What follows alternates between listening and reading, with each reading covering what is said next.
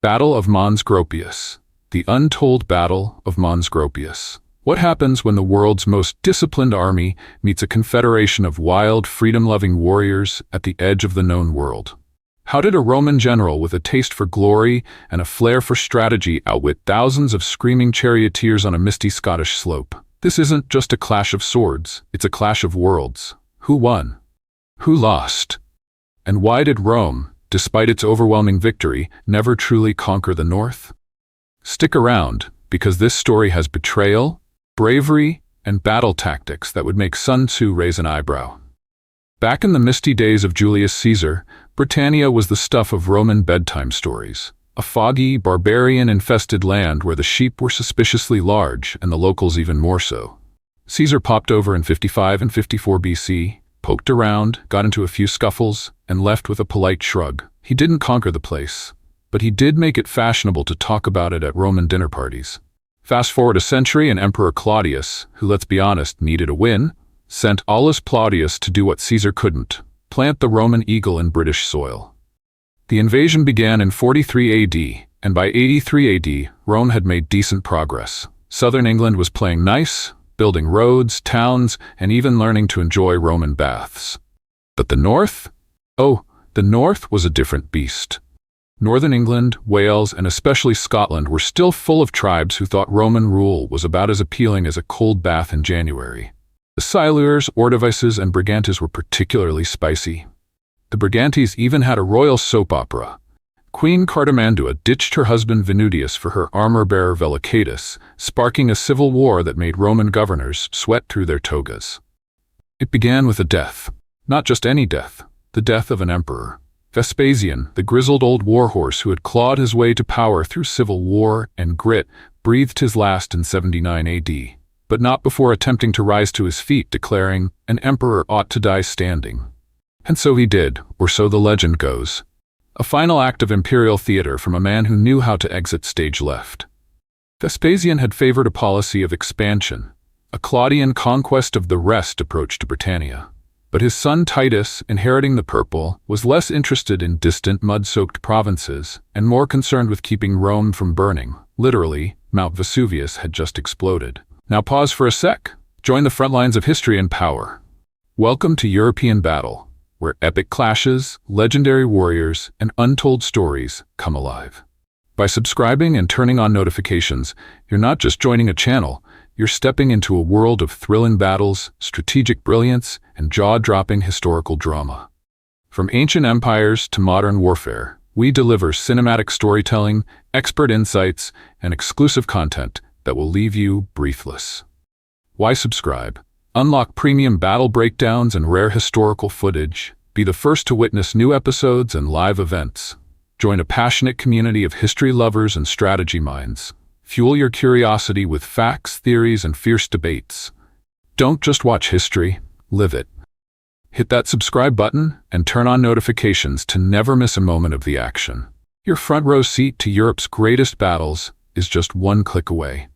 European Battle, where legends clash. Enter Gnaeus Julius Agricola, a man with a name so Roman it practically came with its own legion. He'd served under Paulinus during the Boudiccan revolt and had married his daughter off to Tacitus, the historian who would later make Agricola look like a cross between Julius Caesar and a very stern schoolmaster. Agricola arrived in Britannia in 77 AD, fashionably late thanks to his daughter's wedding. But once he got there, he wasted no time. The Ordovices had attacked a Roman cavalry unit, and Agricola, despite the season being nearly over, decided to teach them a lesson. He rode at the front of his troops, flushed them out of their hills, and wiped out most of the tribe. Then came Anglesey, the Druid stronghold. Paulinus had attacked it by boat in 60 AD, but Agricola, ever the innovator, sent in the Batavians. These Rhine-swimming, spear-hurling maniacs swam across with weapons and horses like it was a pool party, and the Druids didn't stand a chance. Agricola wasn't just a fighter, he was a planner. He pacified the Brigantes, built up fortresses like Deva, Chester, and connected garrisons across the north. By 79 AD, he was pushing into Dumnone territory, compelling obedience with the subtle charm of Roman steel. Hostages were taken, roads were built, and the empire crept ever closer to the edge of the known world. But Agricola's momentum stalled. The tribes were getting restless. The north was still wild. Whether by decree or by Agricola's own prudence, the Roman advance in Britain paused. In 80 AD, Agricola, ever the tactician, spent the season reinforcing Roman control. The Votadini and Selgovae, already cowed into submission, were now hosting Roman garrisons like reluctant Airbnb hosts. The legions lounged, roads were paved, and the empire's grip tightened. But Agricola was no idle governor. In 81, he turned west into the lands of the Novantae, modern-day Galloway, a place so wild it made Roman cartographers weep. The trackless wastes were tamed in a series of brutal skirmishes. Resistance was crushed, and somewhere in the chaos, an exiled Irish prince appeared, whispering tales of Hibernia, a land across the sea, ripe for future conquest. Agricola wintered at Carlisle, sharpening his plans like a dagger in the dark. By 82, Agricola was ready to push beyond the Domnoni. Their lands had been fortified, but the Caledonians loomed beyond. Fierce, untamed, and very much uninvited. A full advance risked severing Roman supply lines. So Agricola, ever cautious and cunning, ordered a twin-pronged assault, land and sea. The Roman fleet hugged the coast, scouting ports and maintaining contact with the garrison at Bertha on the Tay. Sailors likely reached as far north as Montrose, Stonehaven, and Aberdeen, their ships slicing through waters that had never known Roman hulls. And somewhere in the highlands, a man named Calgacus was sharpening his sword and his rhetoric. Calgacus, whose name sounds like a sneeze but whose reputation was anything but, was the leader of the Caledonian confederation. Born under a sky of storm clouds and raised on tales of Roman treachery, he was a man of iron will and poetic fury. His flaws? He was stubborn, prone to dramatic speeches, and had a habit of calling Romans thieves and butchers, which, to be fair, wasn't entirely inaccurate. Calgacus, a name that means swordsman. A man who may never have existed, or may have been many men rolled into one. Tacitus, Agricola's son-in-law and biographer, paints him as a noble warrior of unmatched bravery. Whether real or rhetorical, Calgacus became the voice of resistance. "There are no lands behind us," he cries. "Even the sea is menaced by the Roman fleet." Tacitus, ever the dramatist, gives him a speech that would make Shakespeare jealous. Robbery, butchery, rapine, these the liars call empire. They create desolation and call it peace. It was propaganda, yes, but it captured the mood of a people cornered at the edge of the world. 30,000 warriors gathered under Calgacus's banner, a confederation of tribes who had once fought each other, now united by a common enemy. Agricola's voice rang out like a war drum. Whether his troops actually heard his speech over the clatter of armor and the nervous farting of horses is debatable, but the effect was undeniable. A scream of eagerness surged through the Roman ranks. Spears were gripped tighter. Shields were hoisted. The auxiliaries surged from Durno camp like a tide of iron and leather. They would taste the first blood. Agricola, ever the chess master, placed his auxiliaries in the center. Fierce Batavians and Tungrians, men who'd bathed in the blood of Druids at Anglesey, and now sharpened their blades for Caledonian skulls.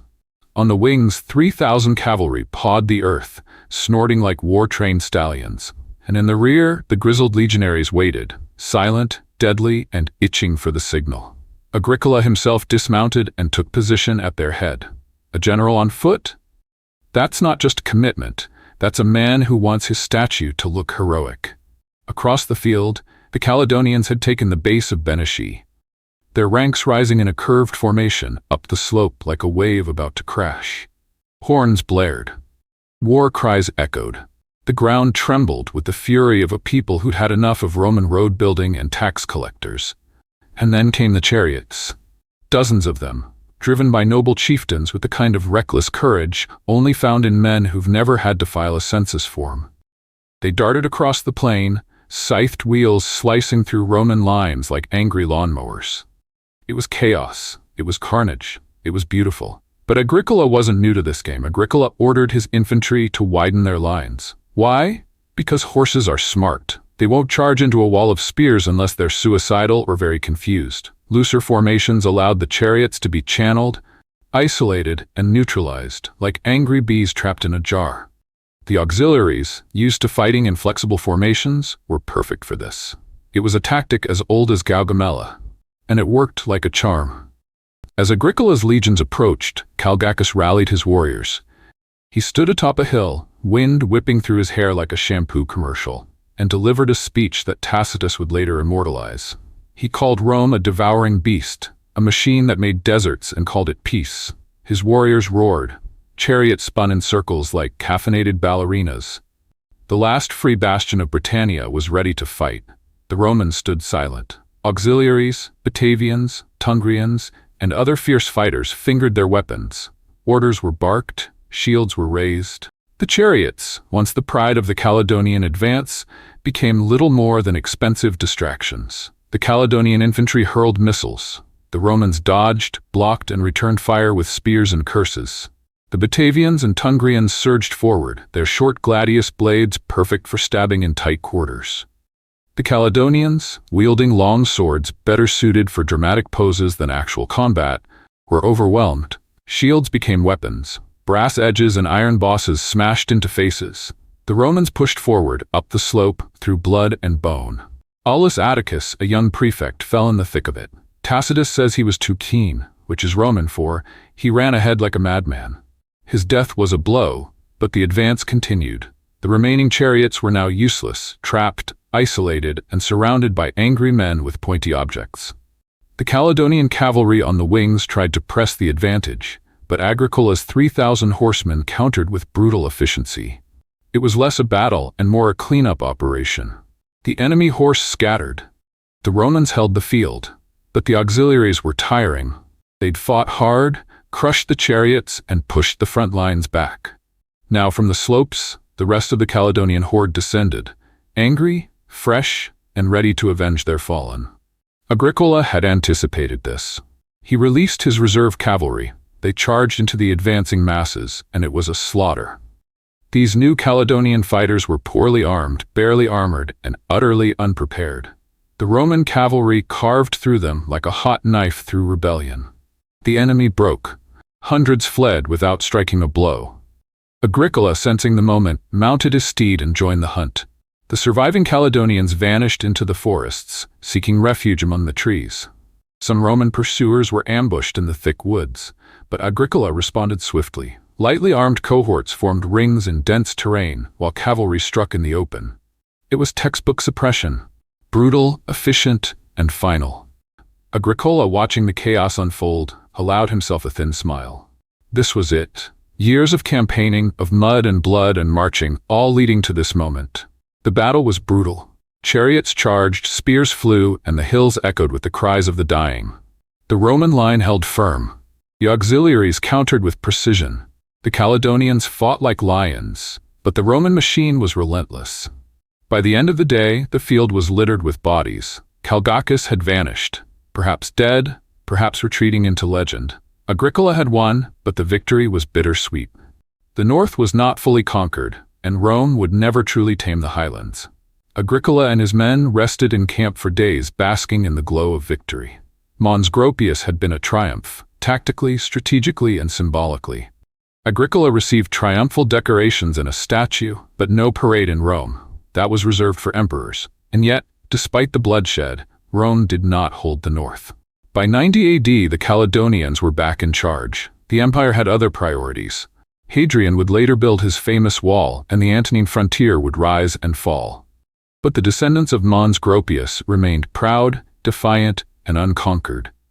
The Battle of Badon is coming next, and trust me, it's got swords, saints, and a whole lot of sass. So viewers, that's the thunderous tale of Mons Graupius, a clash of empires, a dance of blades, and a reminder that even the mightiest legions can't hold the edge of the world forever.